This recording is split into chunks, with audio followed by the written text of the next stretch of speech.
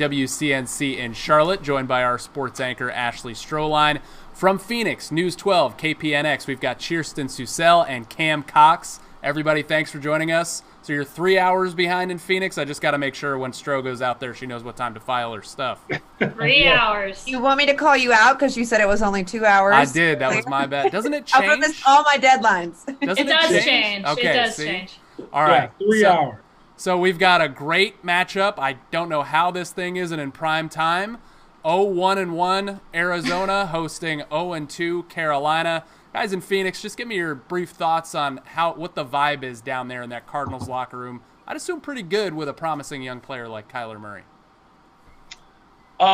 They are fully behind Kyler Murray, first and foremost. And it's been fun to watch since day one, him kind of step in and assume a leadership role, considering the fact that he is just so young and that he's taken the reins from day one. The GM, the head coach, everybody in the organization just kind of anointed this guy as the future of the franchise. They've given him full run of the offense. When Cliff was designing his offense, he would take a lot of input from Murray when it came to what he liked, the calls, what plays he liked, what he wanted to use. So they are full bore with Kyler Murray, and he is definitely the future of this franchise for a very long time to come. And I'll just add to that, outside of the organization as well, fans are about as optimistic as you possibly could be for a team that hasn't won a game yet this season. So right now there's a lot of hope surrounding this football team. Stro, you've been in this Panthers locker room the last couple of weeks, last couple of days after an 0-2 start. What are you catching there? What's the vibe? Well, a lot of drama right now because we don't know who's going to start at quarterback. But other than that, I think the guys are pretty optimistic. I mean, you talked to Trey Boston and the defense, and they have a lot of energy. We were in there today for interviews, Nick, and we were like, what's going on behind us? And it was half of the defense just, goofing off and having a good time, doing their Instagram, whatever it is that they do. And then you talk to Christian McCaffrey, and he calls the team, he says, we're all warriors. We're very poised through the highs and the lows. So not the start that they had hoped for, but I think they're going to be as positive as they can be making the trip out to Arizona. By the way, Larry Fitzgerald Cam. gave a shout-out to Trey Boston. He misses Trey Boston, and we in the media miss Trey Boston. He's We've great. always wanted for character guys in the locker room to go visit.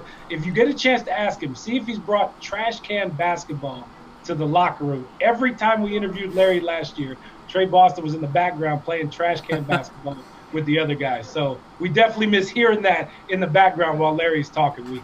Yeah, Trey's awesome. Trey's awesome. We know Larry is too. He looks like he's 26. I don't know. What is he, 36? He's looking young again. All right, so we're going to get started with 4-down territory. It's 4 segments. We're going to bounce back and forth between Arizona and here in Carolina. And anybody, if you're watching on Periscope, Facebook, the WCNC or News 12 apps, you can comment. We'll try to read some of those as well. So let's get started. First down. This is fill in the blank, and we're going to start with Phoenix. Through 2 weeks, Kyler Murray has proved to the NFL world that he is blank. Chierstin, we'll start with you. Fill in the blank.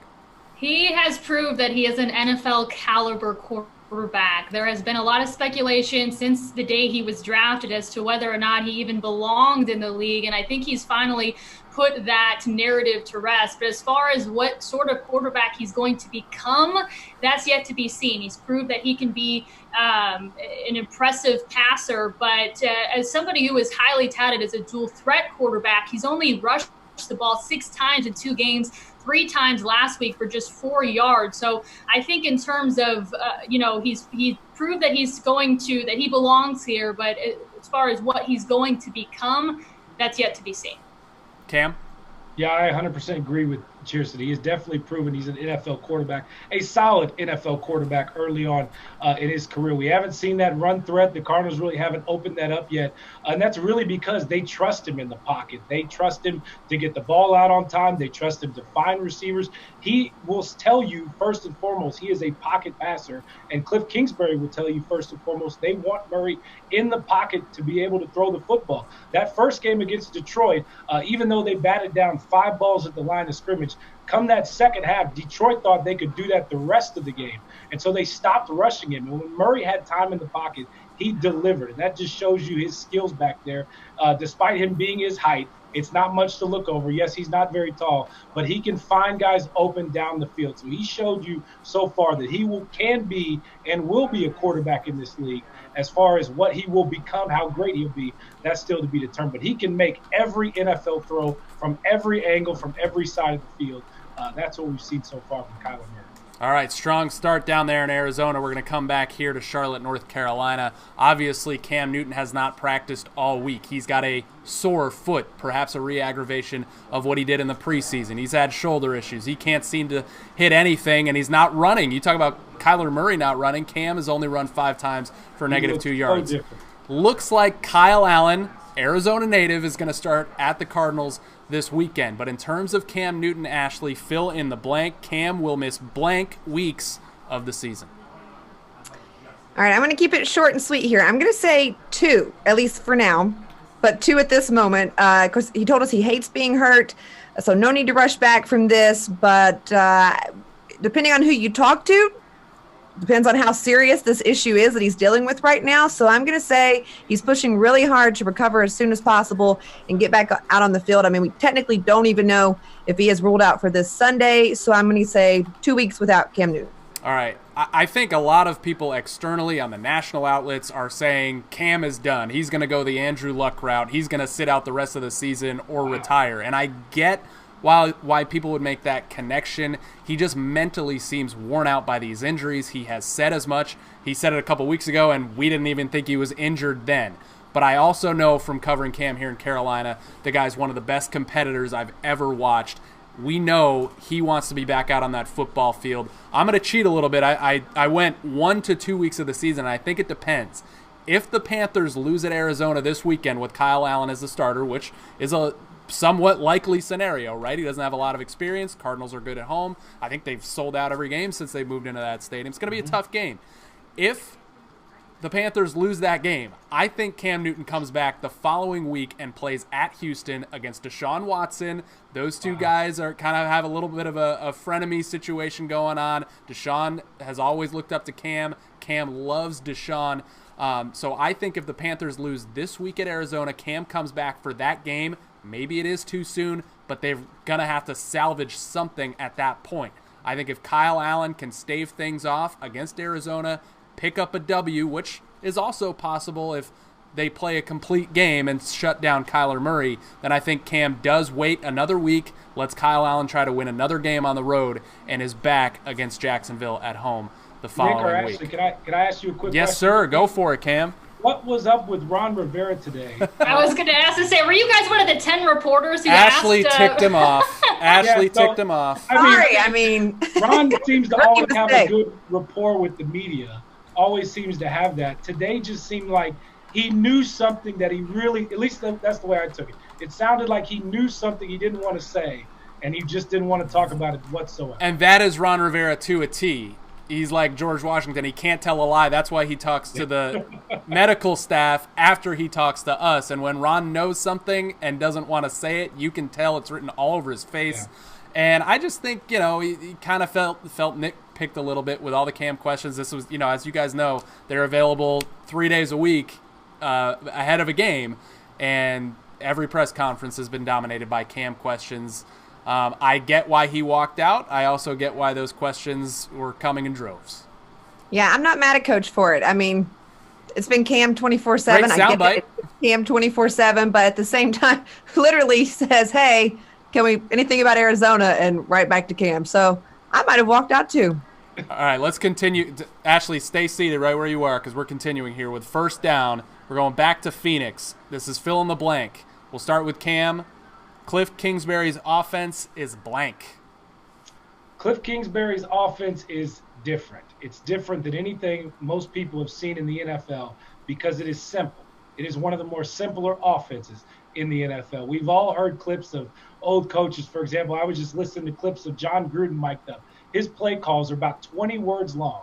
The Cardinals' play calls are anywhere between 3 to 5. It is a very simple offense. A lot of concepts that we've seen in high school and in college one-read type of systems. Kyler Murray knows where he's going with the football. They're using hand signals on the sideline to get guys the ball. They're not huddling. They're going to the line very quick. So it's a different type of offense than most of these people have ran in the NFL. Now, on the contrary to that, they run a lot of the same plays and a lot of the same concepts that everybody else does. The only thing different is that they do it out of 4 wide receivers. They're going to pass first. That's just their mindset and everything. And when it comes to running the football, they just do it with 5 linemen, and hopefully David Johnson can find some running ones. So it's just a different offense than what most people are used to seeing. They definitely are going to like to throw it around a lot, and that's going to be the challenge with Cliff Kingsbury moving forward. They know people around the league know he wants to throw it. They know what he's about. It was interesting. Detroit's defensive coordinator last week said guys have been copying Cliff's concepts for years. So now he just has to figure out a way to make it work at this level. But it is truly something different. It's not revolutionary. That's the word that gets thrown around a lot because it's a lot of the same plays and concepts that everyone else around the league runs. It's just run different than most people usually run offenses in the NFL. Chierstin, Susel. Cliff Kingsbury's offense is blank. What do you got? Cliff Kingsbury's offense is conservative. Listen, you can bring your innovative mind, your innovative concepts, your up-tempo offense, your air raid concepts, your 4 wide receiver sets. You can bring all of that, but if that's only going to get you to your opponent's 5-yard line, only to settle for a field goal, not once, not twice, but 3 times, as we saw against Baltimore, that really says a lot. And my favorite stat to come out of that game was the Cardinals were the first team since the NFL moved the goalpost back in 1974 to attempt 3 field goals while they were behind within the 5-yard line. So the Cardinals offense needs to be a lot more aggressive, especially in goal line situations. And Kingsbury himself said that he got a little cute with play calling in week 1. I think some of that cuteness is still left over. Yeah, this ain't Texas Tech, Cliff. Well, let me add to that real quick. He was too cute the first week. I don't think he was cute enough the second week. It's so frustrating to get down that close to the goal line. And you could see it when the guys were going back to the sidelines, just how frustrated they were that they weren't able to punch it in. You talk to the guys afterwards. Should they run it more? Should they do this more? The truth is this offense, since you're in a pass-first offense, when you get to the goal line, or when you get that close and you spread everybody out, it is tough to get the spacing you want to get. And that's all this offense is built around. So Cliff has to do a better job down when he gets close to when he gets inside the red zone, because if the pick plays aren't working and the timing is off, the timing was a little bit off between Murray and Larry Fitzgerald last week. If that's not working, they have to figure out a different way to punch it in, because you cannot get that close and continue to do your basic and your concepts that you've been used to running. Because if it's not working, it's not working, and that's up to Cliff to figure it out. That's his challenge moving forward. He's got to figure out a way to out-scheme people in the goal line. That may mean going away from what he's used to doing. All right, great points down there in Phoenix. We're going to close out first down with a Charlotte fill in the blank. Kyle Allen starting at Arizona makes you feel blank. I'm going to start with this one, Stro. If I'm Kyle Allen, it makes me feel nice because I'm from there. If I'm a Panthers fan, it makes me feel depressed that Kyle Allen is starting week 3 of the NFL season trying to man an 0-2 football team that desperately needs a victory with another road game against Deshaun Watson right on the back end of it, and no clue when Cam Newton is coming back. This is a team that had so much promise. A lot of teams do in training camp. I think this team had reason to, with Cam back, supposedly fully healthy, try to build off the 6-2 start from last year, not the 1-7 finish, but now they've lost 9-10, and they're staring another loss right in the face this weekend. So I feel depressed about it. Stro, make me feel better. Well, Probably not. I'll try. I put okay. It makes me feel okay. As you said, it's a homecoming for Kyle Allen. He's from there. He told us in locker room this was the one game that he had circled on the calendar because it was so exciting to get to go back to Arizona. No idea that he might potentially get to start there. So I think we've heard all week about his calm, cool demeanor, all the confidence that he carries himself with. So I don't think the moment will be too big for him. If anything, if there's a game for him to have his name called, I think it is the game this weekend because it is Arizona. That's home for him. So I feel okay about it. I mean, he got a win for the Panthers last season, and hopefully he can build off of that and I'm going to be optimistic. I'm positive Polly over here. So let's go, Kyle Allen. There's a lot of hope coming. Let's see where you're at. This was only first down. Let's see where you're at in second and third down. Let's start second down. Again, if you're watching at home on our app, on Twitter, on Facebook, feel free to chime in and we'll get to some of your comments. But we're going to go second down. This is a buy or sell segment. Don't think I need to explain that. We're going to start in Arizona again. Buy or sell, Kyler Murray will become the first quarterback in NFL history to throw for 300 or more yards in his first 3 games. He's done it through 2. Only him and Cam Newton have done that. Chierstin, let's start with you. I'm going to buy, regardless of who Carolina's quarterback will be on Sunday. I think there's going to be a little more added pressure to their defense, and a defense that ranks 3rd in the league in passing deep. But with that being said, I think the Cardinals offense is going to continue to roll, and I think he's going to throw for another 300-plus yards on Sunday. Cam? Buy, double down, bet. I hope Trey Boston is listening to you say this right now. And I say this because if you're going to throw the ball 50 times a game in a pass-first offense, you better throw for 300 yards. You just almost fall in to throwing for 300 yards. Everybody gets caught up in Murray's stats that he's thrown for this. In this offense, you should. This should be a weekly thing for this guy. So I would definitely think he's going to throw for 300 yards. The key is, how is he throwing for these 300 yards? Is it a useful 300 yards? And that sounds kind of weird. We had a thing around here where DeAndre Ayton, the Suns center, would drop a double-double every night, but the Suns still would lose by 40. So it didn't really mean much. You misspelled Dwight Howard, who I covered here for you. Dwight Howard's another guy who did that too as well. That's a great point. So I think Murray can throw for 300 yards every week. Just what's he doing with it? Are they scoring in the red zone like Chierstin and I talked about earlier? Are they being efficient with it? Are they punching it in? So I think no doubt he'll throw for 300 yards. That's a safe bet every week. The question is, what are they going to do with that next? All right, Stro, buy or sell, and there's been a whole lot of conspiracy flying around, and we just can't get a straight answer from the Panthers at all.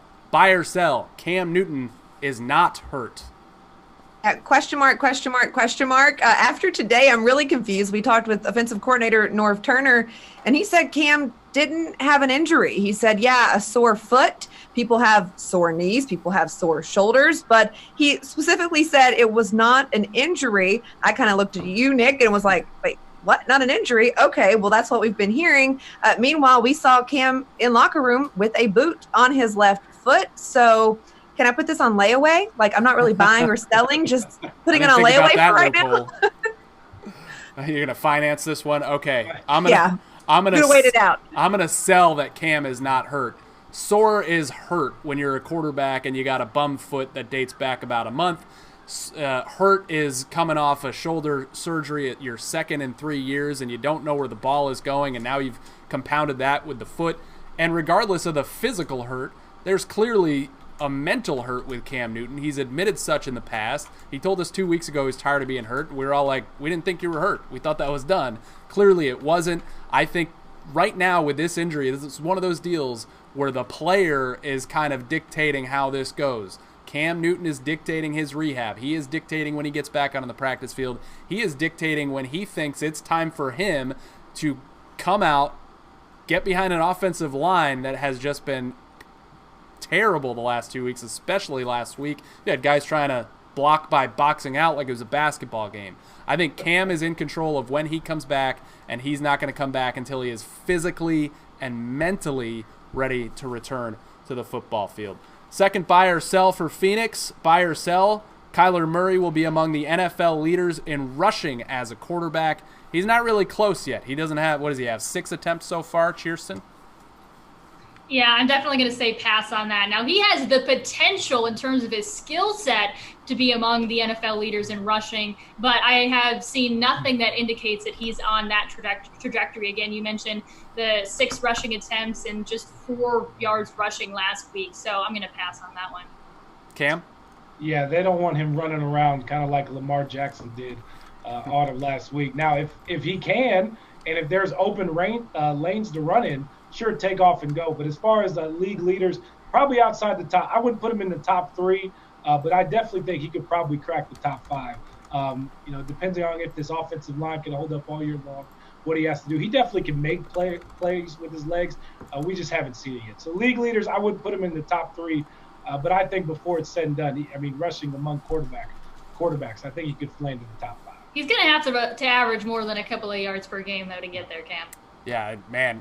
Just watching the guy in college, I would love to see him do that against a pro team, preferably not this weekend, but eventually, man. He's going to be fun to watch all year. All right, let's close it out and get to halftime. Ashley, last buy or sell. The Panthers will have the same starting 5 offensive linemen this week, week 3, that they did in weeks 1 and 2.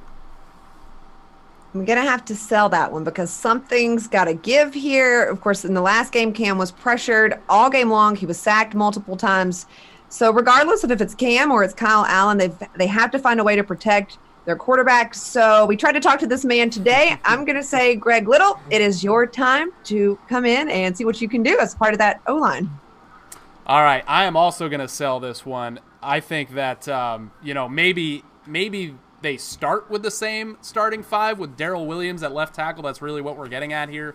But they've got to mix in Greg Little, the rookie left tackle, their supposed left tackle of the future and second-round pick, a little bit this weekend just to see what he can do. He is a natural left tackle. Darrell Williams is not. The right tackle, Taylor Moton, is not a natural left tackle. There's quite a bit of a difference. It's like doing everything the opposite, and you're doing it going backwards half the time and trying to protect the franchise, or in Sunday's case, Kyle Allen. So I'm going to say sell that they won't for most of the game. Maybe Darrell Williams has earned the right to get the start this Sunday, but I don't think it's going to stay. All right, we have reached halftime, and I'm just perusing the comments, and anybody can chime in on Facebook, Twitter. Got Periscope up. We're up on the app as well. So yeah, guys, let's get to third down. Halftime, third down, third quarter, whatever. This is week 2 of this. So we know we're all halfway about through the offensive series. Line problems here. Yeah, we got to move. Line problems here in Phoenix for at least the last 2 years. We're gonna get to that a little bit here. So third down for Phoenix. This is an over/under segment. So I'll give you the betting line. And they're not real betting lines. I just made them up based on what's happened in the past couple of weeks with these teams. What you do with your money is everybody's own business. A good disclaimer right there for people out there. So let's go to Phoenix with this first over-under on third down. Larry Fitzgerald, receptions of 40-plus yards this week. He's got a handful already. He leads the league, I think. I'm going to set it at half a reception. So you basically got to go none or at least one. Go ahead, Cam. Whoever wants to take it. I would put it over. I would do 1 to 2. The reason is, Fitz in this offense, they're going to try to get him the ball down the field.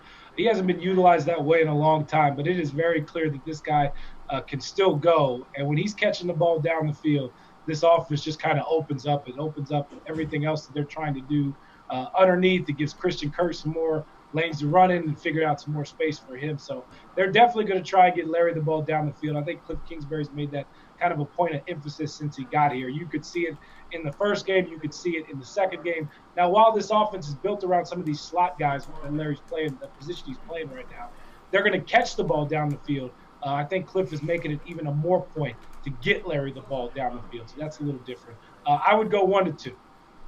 Chierstin? Yeah, it's hard to believe it. It doesn't sound real when I think about it. But Larry Fitzgerald is off to his best start in his 16-year career. I mean, that's nuts. I think he had a 40-yard reception and a 54-yard reception last week. And I'm with Cam. I think it's going to be more like 1 or 2. I'm definitely taking the over. All right, Stro, it's our turn. Over under Christian McCaffrey total yards 150.5 at Arizona. All right, I'm going over after being held to just a little over 50 yards. I think it was 53 yards against the Bucs. I think he comes out hot. He told us today, I mentioned it earlier, when we talked to him, he has so much faith in this team. Again, called them all warriors, says, it doesn't matter. We're poised. We're coming in with a great mindset. We're bringing this energy. So I think if Christian McCaffrey has anything to do with the game on Sunday, we're going to see what we saw from him in week 1. All right, 150.5 is a lot, but remember in week 1, he had 209 against the LA Rams, the defending NFC champions. Now, Tampa really keyed in on him, made it a point to take him away. We talked to Chierstin today in the locker room, and somebody asked him, how tough is it when teams try to do that? And he basically said, there's ways to adjust to that. So I think they make that adjustment. Arizona's defense, as you guys know down there, a little bit suspect. They're 31st in yards per game allowed this year. Christian McCaffrey is just a guy that chews up yards. He's a guy that has proven himself, at least right now, to be one of the league's elite backs, especially when it comes to the run game and the throw game combined. And the other thing is, Kyle Allen's the quarterback. They need Christian McCaffrey to absolutely ball out on turf in Arizona this weekend. So I think he goes over 150.5 total yards. The Cardinals really struggle at stopping the run, and if you got a tight end, get ready. That's what we heard. You're probably going to catch about 100 yards. Their weakness, their Achilles heel is the tight ends. They got one of those. His name is Greg Olsen. He had over 100 last week. He's going to have a day. Be a Hall of Fame day for him. All right. Anyone who has him in fantasy, definitely make sure he's in line. Got to make the start this week. Yep. All right, so going back to Phoenix with our second over-under, Kyler Murray, 1.5 touchdown passes. How many has he got so far? 4? Is it 4? Yeah. Okay, so 4 through 2 games, 1.5 against the Panthers. We'll start with you, Chierstin. Considering that stat, I think it's difficult to take the over on that, but I'm just going to go all in on this Cardinals offense. I think they're going to make a big stride this week, and I'm going to take the over. Just stop kicking field goals, Cliff. Jeez, they better. I think they're going to take the over. If not, we're going to see a lot what we saw last week. So if he's not throwing touchdown passes this week and they're not punching in the end zone, it's going to be a very, very long day for the Cardinals. They're not going to win too many football games putting that defense out there like they did last week. It was very impressive to see them stop Lamar Jackson twice in the fourth quarter and give them chances to win where they weren't able to capitalize on. So if they're not scoring touchdowns this week, it could be a very long day for this defense. They were on the field a lot last week, so I'll take the over. Final over-under here in Charlotte. Stroh, sacks for the Panthers defense on Kyler Murray, 3.5 over-under. He's been sacked 8 times. Say what? He's been sacked 8 times in 2 games, including 5 the first game. Yes. I had that right here on my paper, which is, I say under, but only by a little bit. I'm going to go with 3. And the next thing I had literally was Murray has already been sacked 8 times this season, pressured 14. So, again, that Panthers defense, Trey Boston, it's coming back to Arizona for him. I think he's going to hype everybody up, and I think they have a great game. All right. I think they're going to pick on Trey Boston. They're going to throw at him.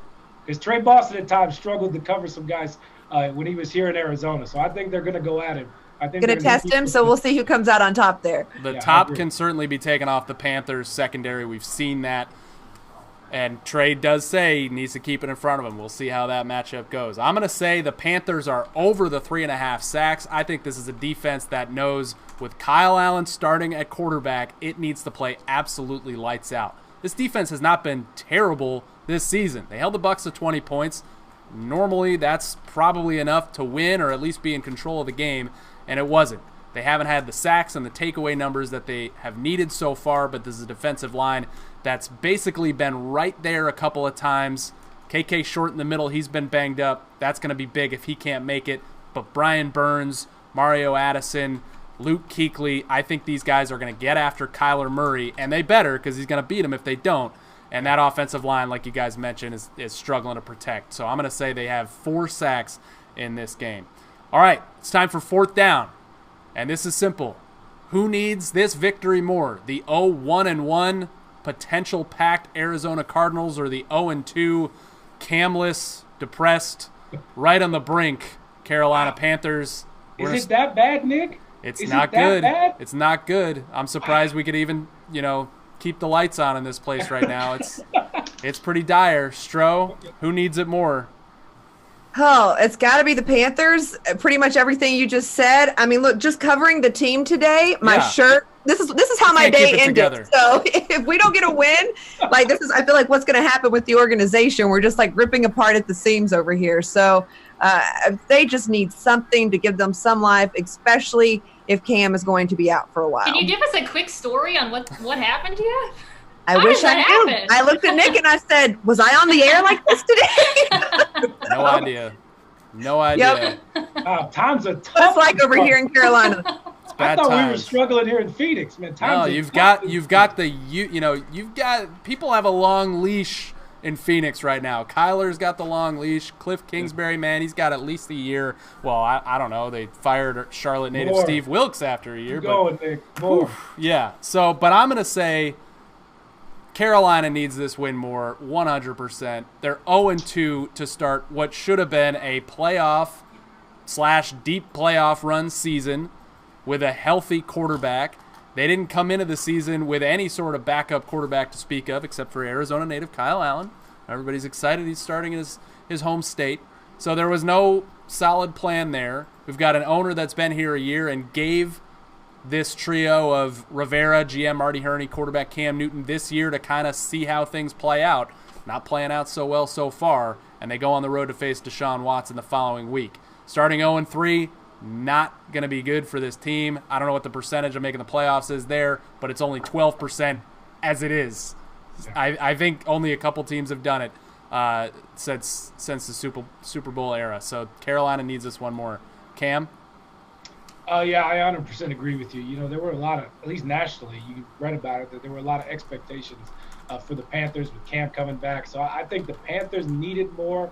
I will say the tie in Arizona with that first game, I think bought Cardinal fans at least the first 8 weeks of the year, can get them going at least till then. The whole point with the Cardinals now is they just have to show progress. They got it close the first game. The second game, there was more signs of progress with his offense. So as long as you continue to see progress out of Kyler Murray and Cliff Kingsbury, the wins are going to come sooner or later. They have a lot of built-up time here with Cliff. He's not going anywhere. Murray's not going anywhere.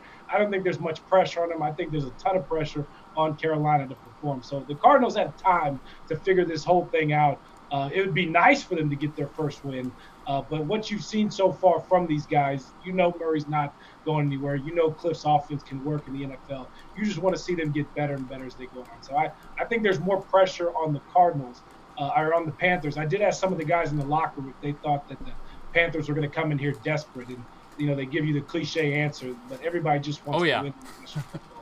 But I do think the Panthers are desperate for a win. And one thing, Chierstin, before you go, that home field advantage there, I mean, the Cardinals crowd forces more false starts, I think, than anybody in the NFL over the last handful of years.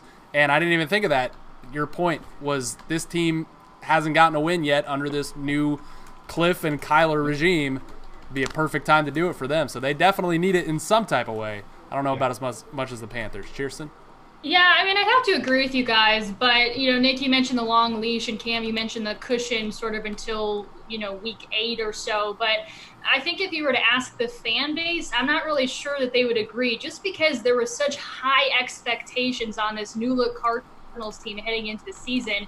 And, you know, the tie and the progress in week 2, that certainly helped, you know, keep fans at bay and keep fans optimistic. But if they go against a Carolina team with an either injured quarterback or a backup quarterback, and maybe they struggle with some of the same things that they struggled with in regards to their offense in weeks 1 and week 2, and their defense can't show up against Carolina's offense, again with that quarterback situation, I think that's going to tick some fans off. So that cushion that they've had thus far in the first 2 weeks might not necessarily be there if they don't get this win on Sunday. That's a really good point, Chierstin, just because after that they got to play Seattle.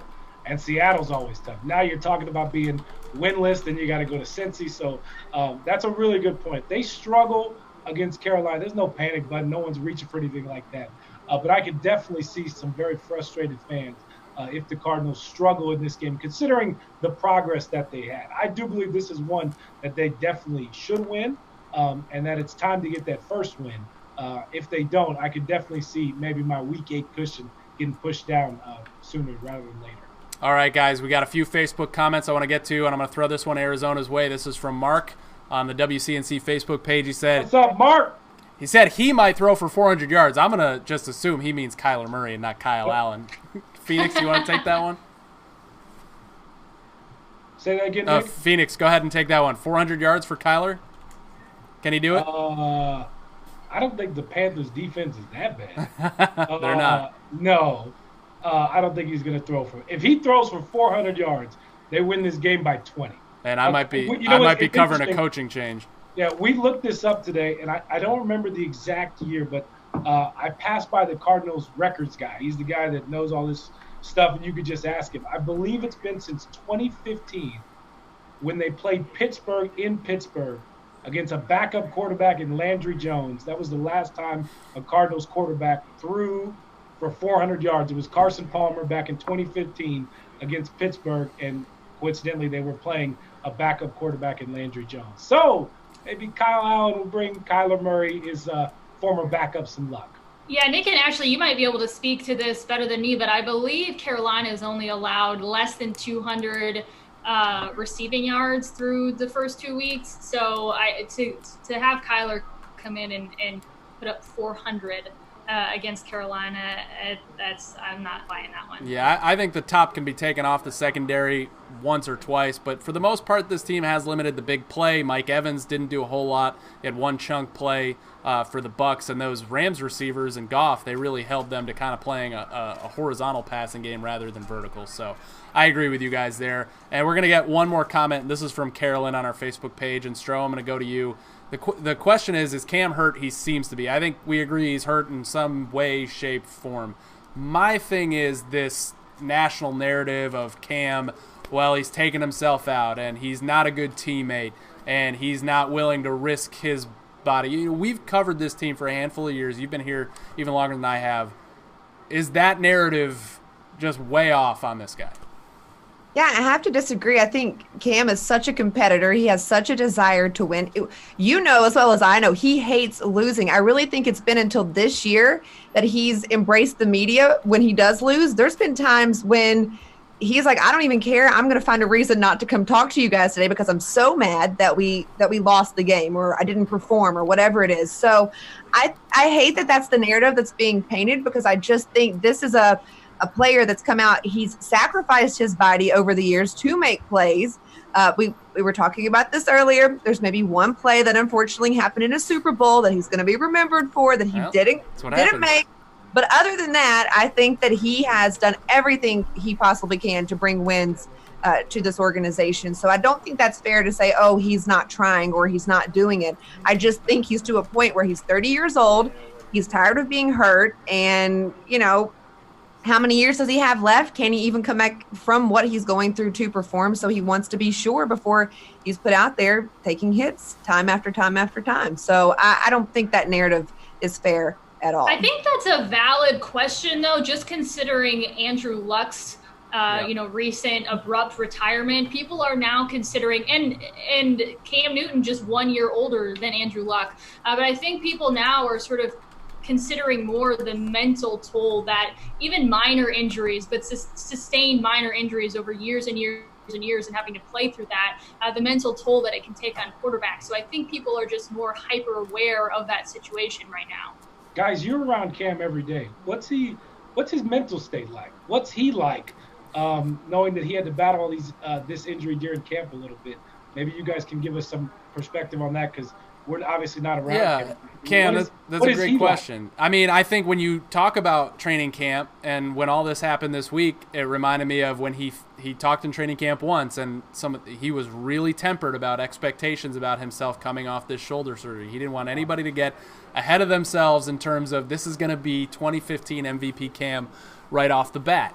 So I think that was kind of foreshadowing on his part, maybe not to this extent. I don't think he knew all this was going to happen.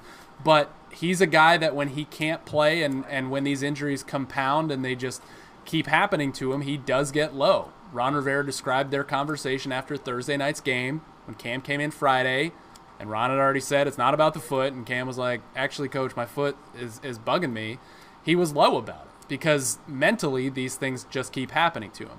On the flip side, when Cam is healthy, when Cam feels good, when Cam plays well, and he looks good with all the fancy fashion he's got, man, you won't find any happier dude in this city when that's going on. So it just depends on how things are going for him. Stro? Well, Cammy also shares some behind the scenes stuff with on YouTube with his little blog that he does, and he's been sharing that this season. And we just watched the last one, and you can kind of see he takes you through the highs and the lows and the disappointment. So I kind of think the older you get, the more mature you get, the more reflective you get, and so I think he, I don't know, I think he's got a lot of ups and downs going on. And Nick, you summed it up pretty precisely on how Cam Newton is here in Carolina.